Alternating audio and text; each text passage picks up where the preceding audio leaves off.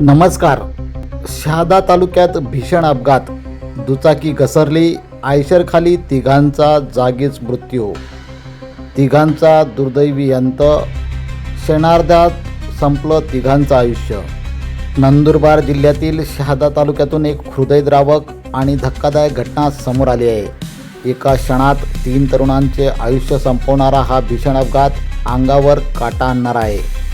अंकलेश्वर बऱ्हाणपूर महामार्गावर कोठली ते वडाळी दरम्यान हा अपघात घडला. तिघे मयत तरुण हे आपल्या दुचाकीवरून तोरखेडा येथून आपल्या गावी परतत होते. मात्र नियतीला काही वेगळंच मान्य होतं. समोरून भरधाव येणाऱ्या आयशर मालवाहू वाहनाला साईड देताना चालकाचा ताबा सुटला आणि क्षणार्धात दुचाकी घसरली.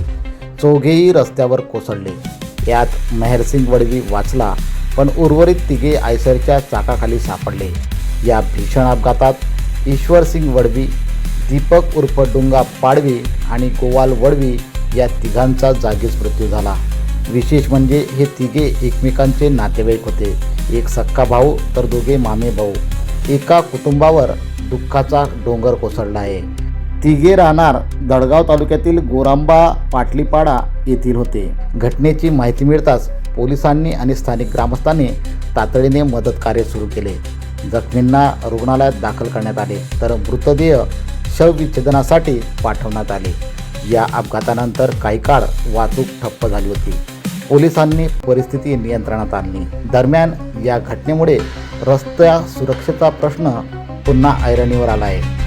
शिरपूर शहादा दरम्यान बरेचसे अपघात घडत असतात.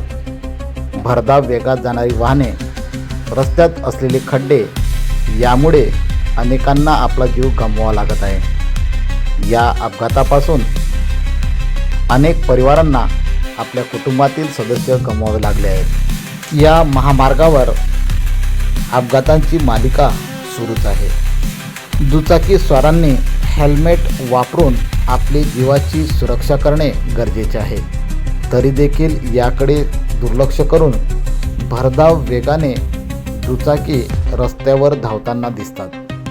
त्यामुळे प्रशासनाने या बाबीकडे गांभीर्याने लक्ष देणे गरजेचे आहे. KTN news network, Shahada.